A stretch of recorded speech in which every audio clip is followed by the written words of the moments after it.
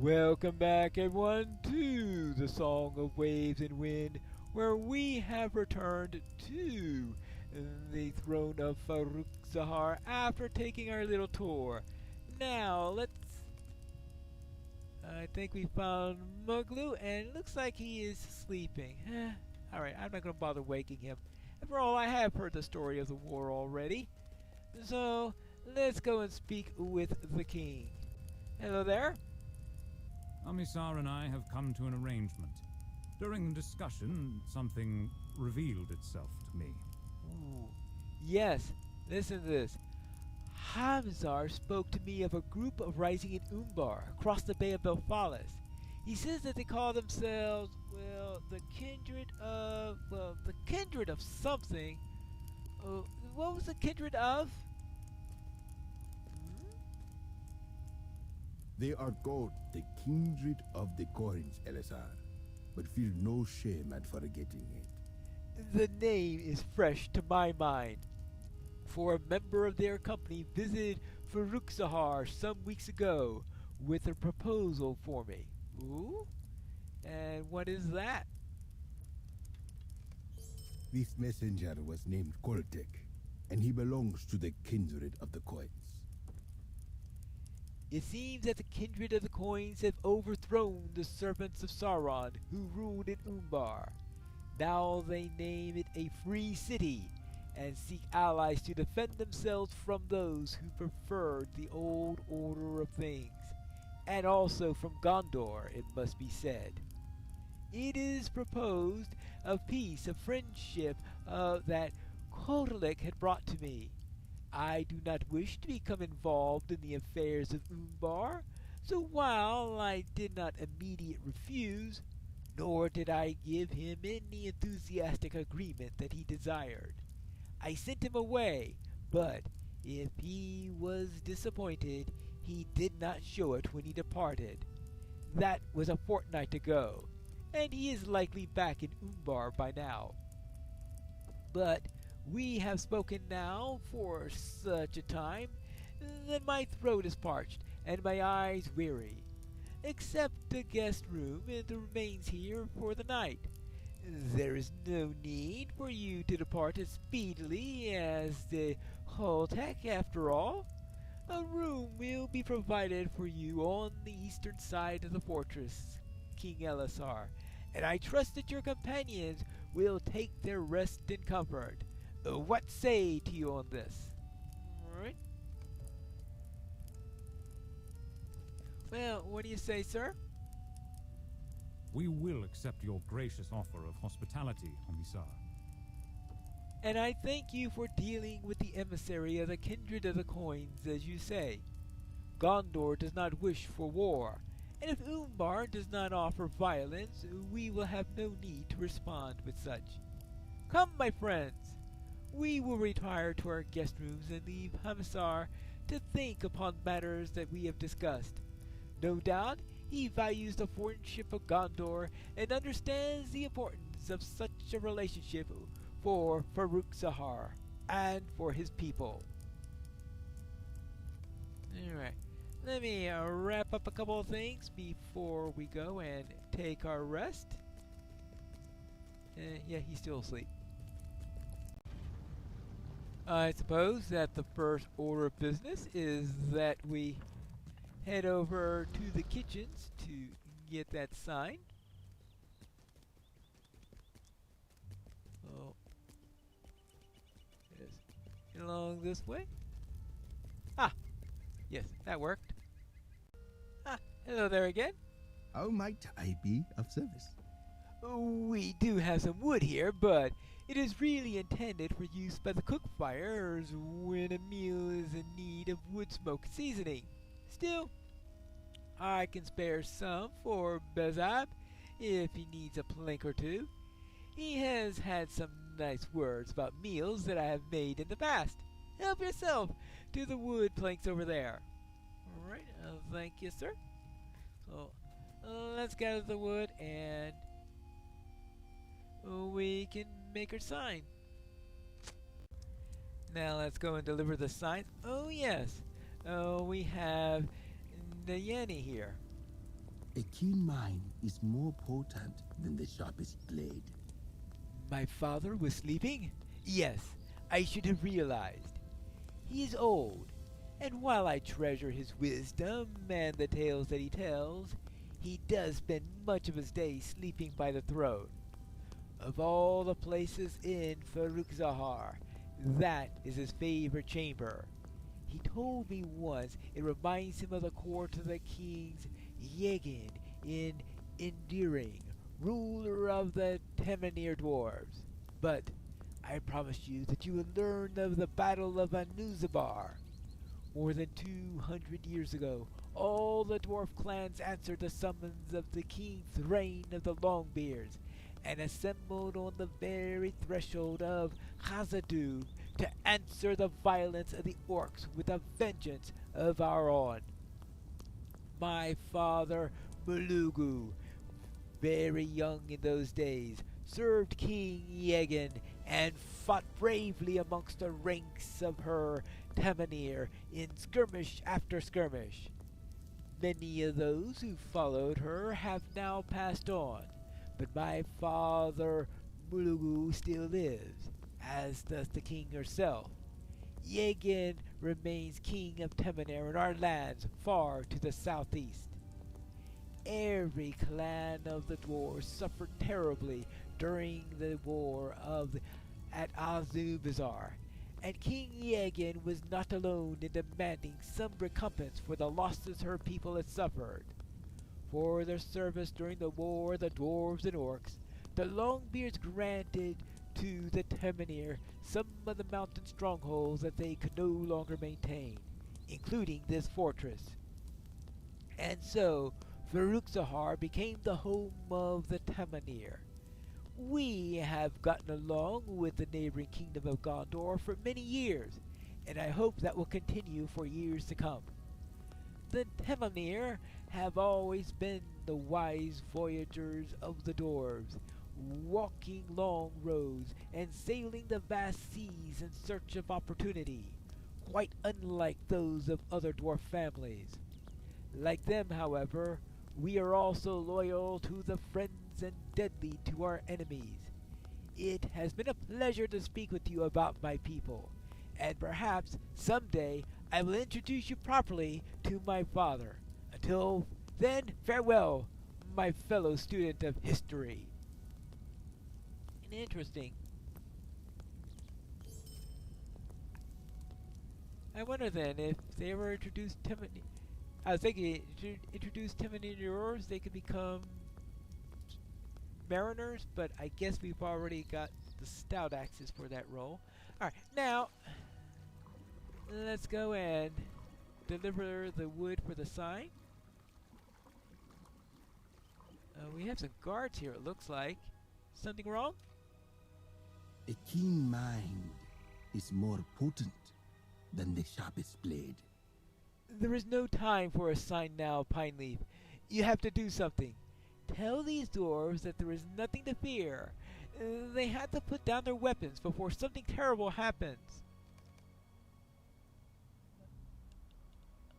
Okay. What do you say? Okay, good. Wait. Finally certain that they are safe and not in danger, the creatures curl up and go to sleep. Wait.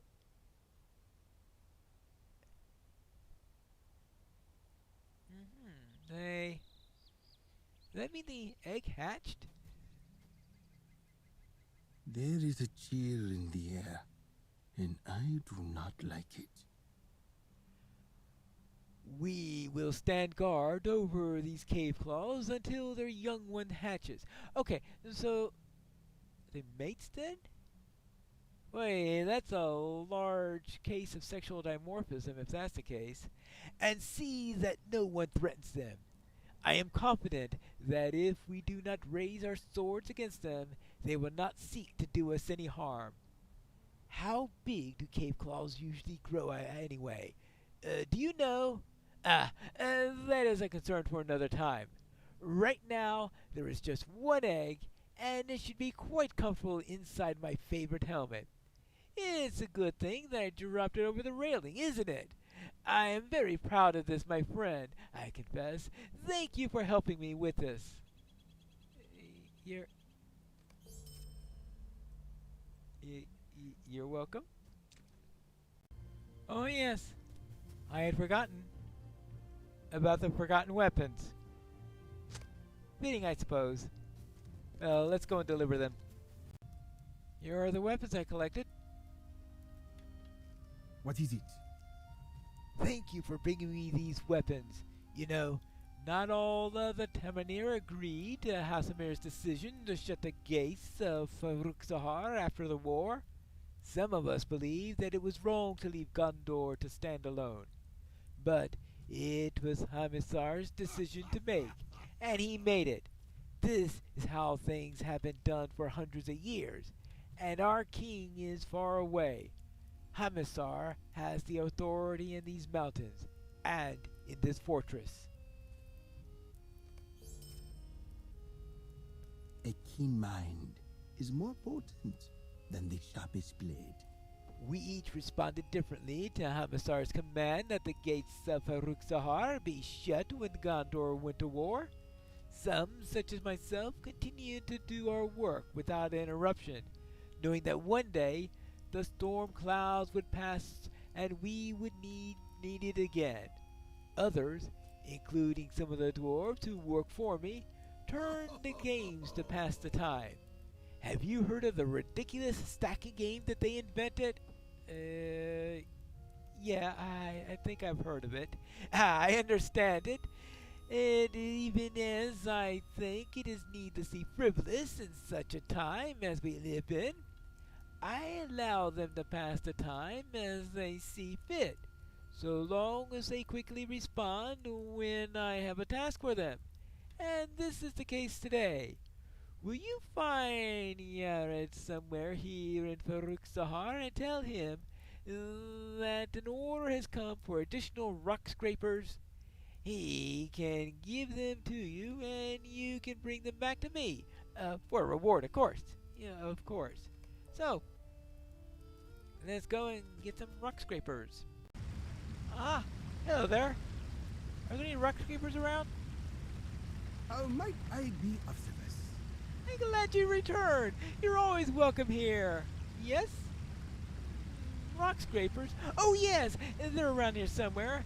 They'll be in one of these crates, if you don't mind helping me search for them. In one of these crates. Alright, no rock scrapers in here.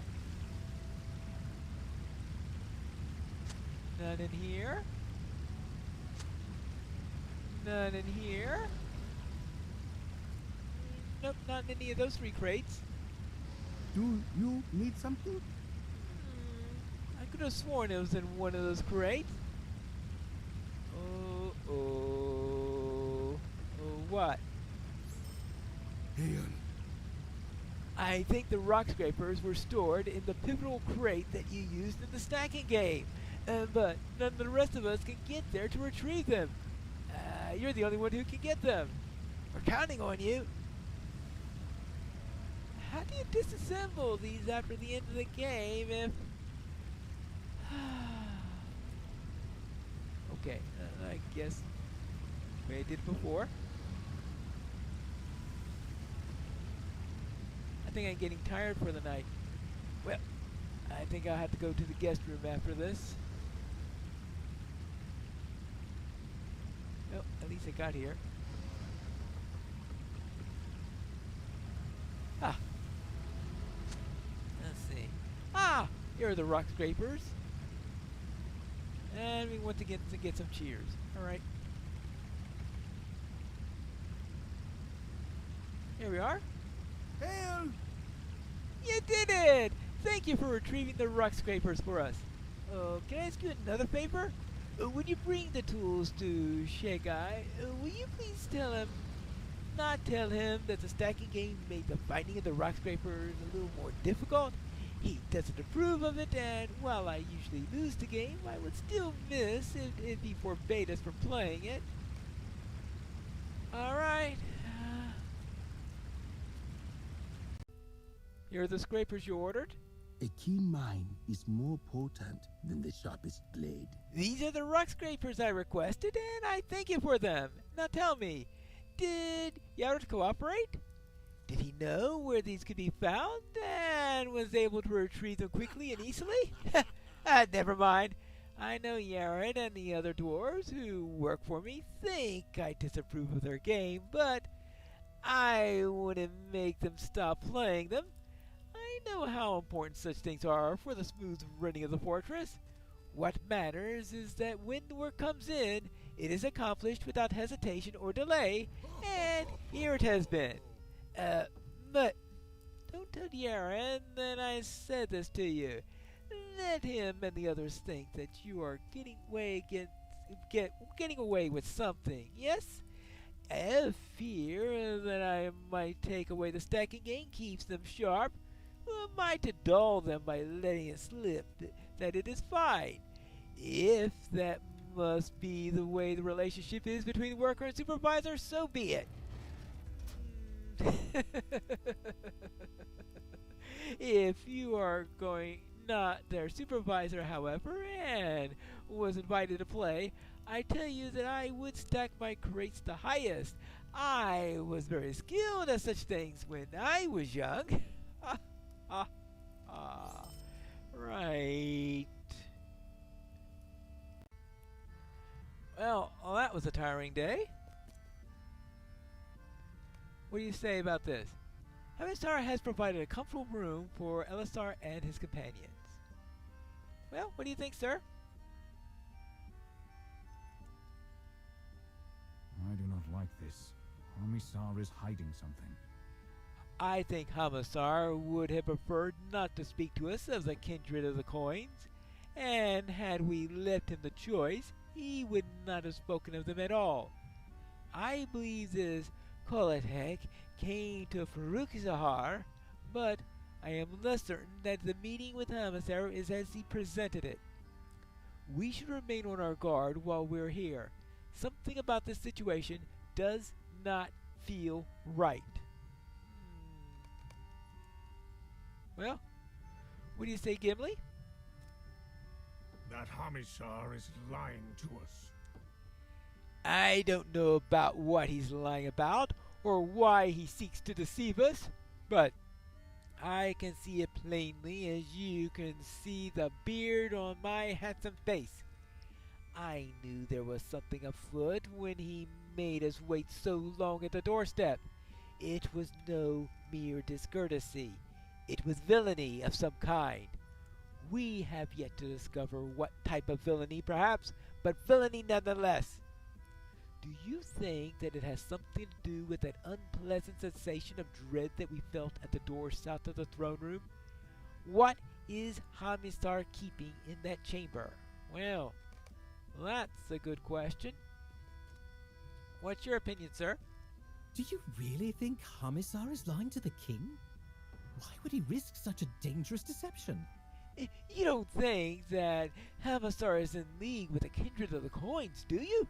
Oh, I'm just a scribe, Pineleaf, and not especially accomplished at that.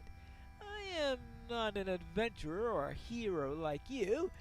I left my home in Ethring a few months before the outbreak of war. Ever since I came to Minas Tirith and the services of the city, I have become embroiled in great events that I find myself unable to comprehend. It is very overwhelming to me. What is Hamisar keeping from the king?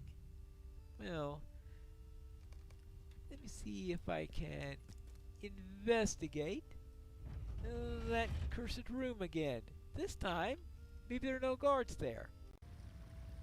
Ah, maybe the guard went out for dinner or something. As you approach this suspicious door, a nearby dwarf seeks to attract your attention. That's not one of the locals. Looks like a Longbeard. You are a companion of the King of Gondor. Have we met? My memory for faces is not what it once was, and I am far from my home. I am here visiting, but I believe that I have information that you should know. Hmm? Yes, quietly now. We should not speak here. Let us meet inside the armory, across the water to the south northeast. There will be fewer unfriendly ears to hear what we have to say, and the noise of the forges will help us to hide our conversation. Okay, very well, Ganger. Oh, what's the problem? When I first arrived here, the Temamir showed me a great deal of hospitality. And Hasmir gave me his personal welcome when I came here. I was most impressed, for while I have been warmly greeted at every dwarf hole that I visited on my travels, Farouk Sahar outshone them all. But then, it all changed. A few days ago, an emissary from the kindred of the coins arrived.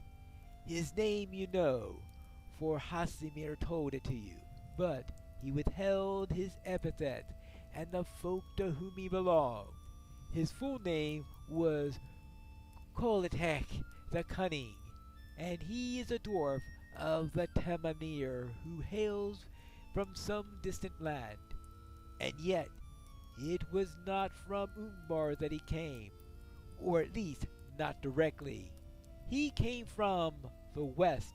From conversations that I overheard, I understand that he received delivery of some artifacts from the north, and he brought it with him to Farouk Sahar. Artifact from the north? Yes. Hamisar told you of the emissary of the kindred departed? Well, I think he's still here. It is the dread of the artifact that he bears that you sensed outside the door where he shelters. I do not know why the Temanir came so cold to me after his arrival, or why the leader lies to the king of Gondor, but I thought that you should know. I'll speak with King Elisar briefly, if it can be arranged in secret, but I think that you should all leave this place before it's too late. Farouk Sazar may not be safe for you. Alright. Thank you for the advice, friend.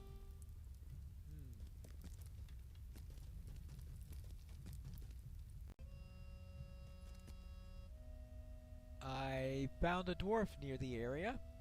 Gangur Farwend was just here, and he told me what he said to you. I asked Gangor to describe Kolitek, and he did the best that he could. He did say his memory for faces was not what it used to be. Karabar sketched the drawing of the description. Here it is. Alright. Let's have a look at the sketch. Well, most interesting. That necklace he's wearing, that looks a little familiar.